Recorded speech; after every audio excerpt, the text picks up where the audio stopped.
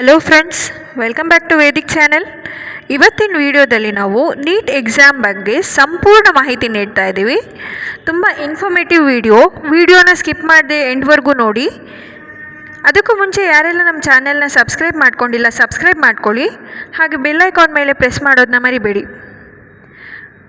ಏನಿದು ನೀಟ್ ಪರೀಕ್ಷೆ?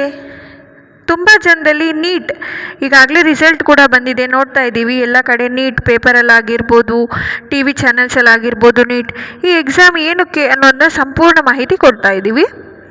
ನೀಟ್ ಪರೀಕ್ಷೆ ಯಾವುದಕ್ಕೆ ನೀಟ್ ಪರೀಕ್ಷೆ ಬರೀತಾರೆ, ಏನೆಲ್ಲ ಕೋರ್ಸ್ಗಳಿಗೆ ಜಾಯ್ನ್ ಆಗ್ಬೋದು, ನಾವು ಎಕ್ಸಾಮ್ ಹೇಗಿರುತ್ತೆ, ವ್ಯಾಲ್ಯೂಯೇಷನ್ ಹೇಗಿರುತ್ತೆ ಅಂತ ಸಂಪೂರ್ಣ ಮಾಹಿತಿನ ಒನ್ ಬೈ ಒನ್ ಡೀಟೇಲ್ಡ್ ಆಗಿ ನೋಡ್ತಾ ಹೋಗೋಣ.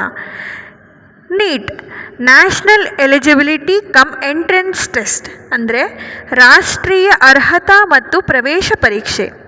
ಈ ಎಕ್ಸಾಮ್ ಸರ್ಕಾರಿ ಅಥವಾ ಖಾಸಗಿ ಅಂದರೆ ಗೌರ್ಮೆಂಟ್ ಅಥವಾ ಪ್ರೈವೇಟ್ ಮೆಡಿಕಲ್ ಕಾಲೇಜ್ಗಳಲ್ಲಿ ಯಾವುದೇ ಪದವಿ ವೈದ್ಯಕೀಯ ಕೋರ್ಸ್ಗಳಾಗಿರ್ಬೋದು, ಅಂದರೆ MBBS, BDS, ದಂತವೈದ್ಯಕೀಯ ಡೆಂಟಲ್ ಕಾಲೇಜ್ಗಳಾಗಿರ್ಬೋದು, ಅಥವಾ MD, MS, ಮಾಸ್ಟರ್ಸ್, PG, ಸ್ನಾತಕೋತ್ತರ ಕೋರ್ಸ್ಗಳಿಗೆ ಈ ಎಕ್ಸಾಮ್ನ ನ್ಯಾಷನಲ್ ಲೆವೆಲಲ್ಲಿ ಈ ನೀಟ್ ಎಕ್ಸಾಮ್ನ ಮಾಡ್ತಾರೆ. ಈ ಪರೀಕ್ಷೆಯ ಸಂಪೂರ್ಣ ಜವಾಬ್ದಾರಿ CBSE ಬೋರ್ಡ್ ಎಕ್ಸಾಮ್ ಅಂದರೆ ಕೇಂದ್ರೀಯ ಪ್ರೌಢಶಿಕ್ಷಣ ಮಂಡಳಿಯವರು ಈ ಎಕ್ಸಾಮ್ನ ನಡೆಸ್ಕೊಡ್ತಾರೆ ಫ್ರೆಂಡ್ಸ್. ಬೇರೆ ಬೇರೆ ಕಾಲೇಜ್ಗಳು ಅವ್ರ ಕಾಲೇಜ್ಗಳಲ್ಲೇ ಎಂಟ್ರೆನ್ಸ್ ಟೆಸ್ಟ್ನ ಮಾಡ್ಕೋತಾ ಇದ್ದರು ಮೆಡಿಕಲ್ ಕಾಲೇಜ್ಗೆ ಜಾಯಿನ್ ಮಾಡ್ಕೊಳ್ಳೋಕ್ಕೆ. ಆ ಎಲ್ಲದರ ಬದಲಾಗಿ ಇಂಡಿಯಾದಲ್ಲಿ ಅಂದರೆ ಭಾರತದಲ್ಲಿ ಎಷ್ಟು ಮೆಡಿಕಲ್ ಕಾಲೇಜ್ಗಳಿದೆಯೋ ಎಲ್ಲ ಒಂದೇ ಎಕ್ಸಾಮ್ನ ಮಾಡೋದಾಗಿ ಪರೀಕ್ಷೆ ನಡೆಸಿ ನೀಟ್ UG ಪರೀಕ್ಷೆನ 2013ರಲ್ಲಿ ಜಾರಿಗೆ ತರ್ತಾರೆ. ಆದರೆ ಬೇರೆ ಬೇರೆ ಕಾಲೇಜ್ಗಳು, ಸಂಸ್ಥೆಗಳು ಇದಕ್ಕೆ ಒಪ್ಪದೇ ಇರೋ ಕಾರಣ ನಂತರ ಮೇ 5, 2013ಕ್ಕೆ ಈ ಮೊದಲ ನೀಟ್ ಪರೀಕ್ಷೆ ನಡೆಯುತ್ತೆ. ಈ ವಿಷಯವನ್ನು 2012ರಲ್ಲಿ ಮಾಡಬೇಕು ಅಂತ ಪ್ರಸ್ತಾಪಿಸಿ ಹಲವಾರು ಕಾರಣಗಳಿಂದ ಕೊನೆಯಲ್ಲಿ ಮೇ 5, 2013ರಂದು ಮೊದಲನೇ ಪರೀಕ್ಷೆ ನಡೆಸ್ತಾರೆ. ಆದರೆ ಬೇರೆ ಬೇರೆ ರಾಜ್ಯಗಳಲ್ಲಿ ವಿವಿಧ ರೀತಿಯ ಪಠ್ಯಕ್ರಮಗಳ ವ್ಯತ್ಯಾಸ ಇರೋದರಿಂದ ಹಾಗಿದೆ, ಅಂದರೆ ಬೇರೆ ಬೇರೆ ಸಿಲೆಬಸ್ಗಳು ಚೇಂಜ್ ಆಗ್ತಾ ಹೋಗುತ್ತೆ. ನಮ್ಮ ರಾಜ್ಯದಿಂದ ಇನ್ನೊಂದು ರಾಜ್ಯಕ್ಕೆ ಸಿಲೆಬಸ್ ಚೇಂಜ್ ಆಗ್ತಾ ಇರೋದರಿಂದ 2016ರಲ್ಲಿ ಇಂಗ್ಲೀಷ್ ಮತ್ತು ಹಿಂದಿ ಭಾಷೆಯಲ್ಲಿ ಈ ನೀಟ್ ಎಕ್ಸಾಮ್ನ ನಡೆಸ್ತಾರೆ. ಇದಾದ ನಂತರ 2017ರಿಂದ ವಿದ್ಯಾರ್ಥಿಗಳು ತಮಿಳು, ತೆಲುಗು, ಮರಾಠಿ, ಬಂಗಾಲಿ, ಅಸ್ಸಾಂ, ಗುಜರಾತ್ ಪರೀಕ್ಷೆ ಬರೆಯಲು ಘೋಷಿಸ್ತಾರೆ. ನಂತರ ಇದಕ್ಕೆ ಕನ್ನಡ ಮತ್ತು ಒಡಿಸ್ಸಾ ಭಾಷೆಗಳನ್ನು ಕೂಡ ಈ ಪಟ್ಟಿಯೊಳಗೆ ಸೇರಿಸ್ತಾರೆ. ಸೊ ಹಾಗಾಗಿ ವಿದ್ಯಾರ್ಥಿಗಳು 9 ರೀತಿಯ ಭಾಷೆಗಳಲ್ಲಿ ಈ ಪರೀಕ್ಷೆಯನ್ನು ಬರಿಬೋದು, ಜೊತೆಗೆ ಇಂಗ್ಲೀಷ್ನಲ್ಲಿ. ಹಾಗಾಗಿ ಈ ಎಕ್ಸಾಮು ವಿದ್ಯಾರ್ಥಿಗಳಿಗೆ ಈಸಿ ಆಗಲಿ, ಅನುಕೂಲ ಆಗಲಿ ಅನ್ನೋದಕ್ಕೋಸ್ಕರ ಈ ರೀತಿ ಮಾಡಿದ್ದಾರೆ. ಓಕೆ, ಈಗ ಈ ಎಕ್ಸಾಮ್ನ ಯಾರು ಮಾಡ್ತಾರೆ, ಯಾವ ಕಾರಣಕ್ಕಾಗಿ ನಡೆಸ್ಕೊಡ್ತಾರೆ, ಯಾವ ಲೆವೆಲಲ್ಲಿ ಈ ಎಕ್ಸಾಮ್ ನಡೆಯುತ್ತೆ ಅಂತ ನೋಡ್ತಾ ಬಂದ್ವಿ.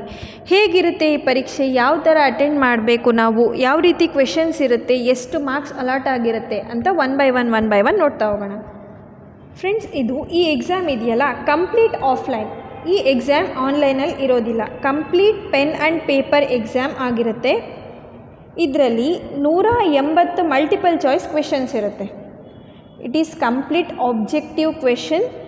180 MCQ ಕ್ವೆಶನ್ಸ್ ಇರುತ್ತೆ. ಈ ಎಕ್ಸಾಮ್ನಲ್ಲಿ ನಾವು 3 ಸೆಕ್ಷನ್ಸ್ನ ನೋಡ್ತಾ ಹೋಗ್ತೀವಿ. ಈ ಸಿಲೆಬಸ್ನ 3 ಸೆಕ್ಷನ್ಗಳಾಗಿ ಡಿವೈಡ್ ಮಾಡಿದ್ದಾರೆ. ಮೊದಲನೇದಾಗಿ ಫಿಸಿಕ್ಸ್, ಕೆಮಿಸ್ಟ್ರಿ ಆ್ಯಂಡ್ ಬಯಾಲಜಿ. ಬಯಾಲಜಿಯಲ್ಲಿ ಬಾಟ್ನಿ, ಝುವಾಲಜಿ ಅಂತ 2 ಸ್ಪ್ಲಿಟ್ ಆಗುತ್ತೆ. 180 ಕ್ವೆಶನ್ಸ್ಗಳಲ್ಲಿ ಫಿಸಿಕ್ಸಲ್ಲಿ 45 ಕ್ವೆಶನ್ಸ್ ಬರುತ್ತೆ. ಹಾಗೆ ಕೆಮಿಸ್ಟ್ರಿಲೂ ಕೂಡ 45 ಕ್ವೆಶನ್ಸ್ ಬರುತ್ತೆ. ಆ್ಯಂಡ್ ಬಯಾಲಜಿ 90 ಕ್ವೆಶನ್ಸ್ ಇರುತ್ತೆ. ಅದರಲ್ಲಿ ಬಾಟ್ನಿ, ಝುವಾಲಜಿ ಸೇರಿ ಒಟ್ಟು ಟೋಟಲ್ ಆಗಿ 180 ಪ್ರಶ್ನೆಗಳಿಗೆ ಈ ನೀಟ್ ಪರೀಕ್ಷೆಯ ಪ್ರಶ್ನೆ ಪತ್ರಿಕೆ ರೆಡಿಯಾಗಿರುತ್ತೆ. ಈ 180 ಪ್ರಶ್ನೆಗಳಿಗೆ ಒಂದೊಂದು ಪ್ರಶ್ನೆಗೆ 4 ಅಂಕಗಳಂತೆ ಟೋಟಲ್ ಆಗಿ 720 ಮಾರ್ಕ್ಸ್ಗಳಿರುತ್ತೆ. ಈ 180 ಪ್ರಶ್ನೆಗಳಿಗೆ ಒಂದೊಂದು ಪ್ರಶ್ನೆಗಳಿಗೆ 1 ನಿಮಿಷದಂತೆ ಟೋಟಲ್ 180 ಮಿನಿಟ್ಸ್. ಈ ಪರೀಕ್ಷೆ ಬರೆಯೋದಕ್ಕೆ 180 ನಿಮಿಷ ಅಂದರೆ 3 ಗಂಟೆಗಳ ಕಾಲ ಅವಕಾಶ ಇರುತ್ತೆ ನಿಮಗೆ. ಒಂದು ಪ್ರಶ್ನೆಗೆ 4 ಅಂಕ ಅಂದರೆ 4 ಮಾರ್ಕ್ಸ್ ಫಾರ್ ಈ question and 1 negative marks for incorrect answer. Friends, ನೆನ್ಪಿಟ್ಕೊಳ್ಳಿ, ಇದು ನ್ಯಾಷನಲ್ ಲೆವೆಲ್ ಎಕ್ಸಾಮ್ ಆಗಿರೋದ್ರಿಂದ ನೆಗೆಟಿವ್ ಮಾರ್ಕ್ಸ್ ಇರುತ್ತೆ. ನೀವು ಪ್ರಶ್ನೆಗೆ ಉತ್ತರ ಕೊಡಬೇಕಾದ್ರೆ ತುಂಬ ಎಚ್ಚರಿಕೆಯಿಂದ ಈ ಕ್ವೆಶನ್ಗೆ ಆನ್ಸರ್ ಮಾಡಬೇಕಾಗಿರುತ್ತೆ. ಒಂದು ಕ್ವೆಶನ್ ನೀವು ಸರಿ ಉತ್ತರ ಬರೆದ್ರಿ ಅಂದರೆ ಅದಕ್ಕೆ 4 ಮಾರ್ಕ್ಸ್ ಇರುತ್ತೆ. ಬಟ್ ನೀವು ಒಂದು ತಪ್ಪುತ್ತರ ಹಾಕಿದ್ರಿ ಅಂದರೆ -1. ಅಂದರೆ ಇದರಲ್ಲಿ ಮ್ಯಾಕ್ಸಿಮಮ್ -180 ತನಕ ನೆಗೆಟಿವ್ ರ್ಯಾಂಕಿಂಗ್ ಬರೋ ಚಾನ್ಸಸ್ ಇರುತ್ತೆ. ಸೊ ನೋಡಿಬಿಟ್ಟು ಯೋಚನೆ ಮಾಡಿ, ನಿಮಗೆ 100% ಶೋರ್ ಇದ್ದರೆ ನಿಮ್ಮ ಆನ್ಸರ್ಗೆ ಅಂದರೆ ಮಾತ್ರ OMRನಲ್ಲಿ ಆನ್ಸರ್ನ ಫಿಲ್ ಮಾಡಿ, ಇಲ್ಲದೇ ಇದ್ದರೆ ಫಿಲ್ ಮಾಡಲಿಕ್ಕೆ ಹೋಗಬೇಡಿ. ನೀವು ಯಾವ ಆನ್ಸರ್ಗೆ ಫಿಲ್ ಮಾಡಿರೋದಿಲ್ವಲ್ಲ ಅದನ್ನು ಕನ್ಸಿಡರ್ ಮಾಡೋದಿಲ್ಲ. ಅಂದರೆ ನೀವು ಯಾವುದು ಬ್ಲ್ಯಾಂಕ್ ಬಿಟ್ಟಿರ್ತೀರಲ್ವ ಗೊತ್ತಿಲ್ಲದೆ ಇರೋ ಎಕ್ಸಾಮ್ ಪ್ರಶ್ನೆಗೆ, ಆ ಪ್ರಶ್ನೆಗೆ ಈ ನೆಗೆಟಿವ್ ಆಗಲಿ ಪಾಸಿಟಿವ್ ಆಗಲಿ ಮಾರ್ಕ್ಸು ಆ್ಯಡ್ ಆಗೋದಿಲ್ಲ. ಗೊತ್ತಾಯ್ತಲ್ವಾ? ಟೋಟಲ್ ಇದು 180 ಕ್ವೆಶನ್ಸ್ ಇರುತ್ತೆ. 720 ಟೋಟಲ್ ಮಾರ್ಕ್ಸ್ ಇರುತ್ತೆ.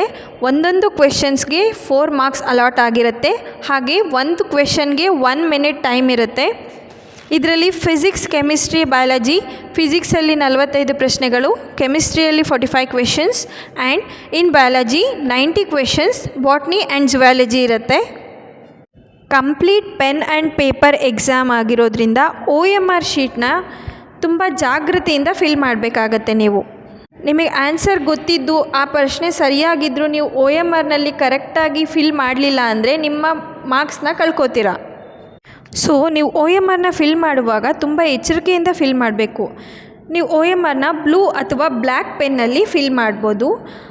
180 ಕ್ವೆಶನ್ಸ್ ಅಂದರೆ ಆಲ್ 180 ಕ್ವೆಶನ್ಸ್ ಆರ್ ಕಂಪಲ್ಸರಿ. ಯಾವುದೇ ಚಾಯ್ಸಸ್ ಇರೋದಿಲ್ಲ. 180 ಕ್ವೆಶನ್ಸ್ನು ನೀವು ಫಿಲ್ ಮಾಡಬೇಕು.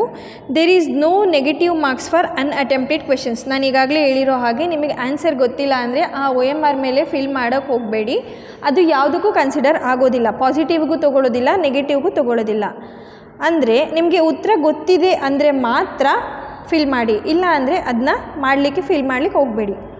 ಸೊ ಫ್ರೆಂಡ್ಸ್, ಹುಷಾರಾಗಿ ಯೋಚನೆ ಮಾಡಿ ಉತ್ತರ ಕರೆಕ್ಟಾಗಿ ಗೊತ್ತಿದ್ದರೆ OMRನಲ್ಲಿ ಫಿಲ್ ಮಾಡಿ. ಇದಿಷ್ಟು ನೀಟ್ ಎಕ್ಸಾಮ್ನ ಕಂಪ್ಲೀಟ್ ಇನ್ಫಾರ್ಮೇಷನ್. ನಮ್ಮ ನೆಕ್ಸ್ಟ್ ವಿಡಿಯೋದಲ್ಲಿ ಆಫ್ಟರ್ ಎಕ್ಸಾಮಿನೇಷನ್ ಅಂದರೆ ರಿಸಲ್ಟ್ ಬಂದ ಮೇಲೆ ಕೌನ್ಸ್ಲಿಂಗ್ ಹೇಗೆ ನಡೆಯುತ್ತೆ, ಸೀಟ್ ಅಲಾಟ್ಮೆಂಟ್ ಹೇಗಾಗುತ್ತೆ ಅನ್ನೋ ಸಂಪೂರ್ಣ ಮಾಹಿತಿನ ತಿಳಿಸ್ಕೊಡ್ತೀವಿ. ಅಲ್ಲಿವರೆಗೂ keep on watching Vedic channel. ನಮ್ಮ ಈ ಇನ್ಫಾರ್ಮೇಷನ್ ನಿಮಗೆ ಯೂಸ್ಫುಲ್ ಆಗಿದೆ ಅಂದರೆ ಕಮೆಂಟ್ ಮಾಡಿ ತಿಳಿಸಿ. Thank you.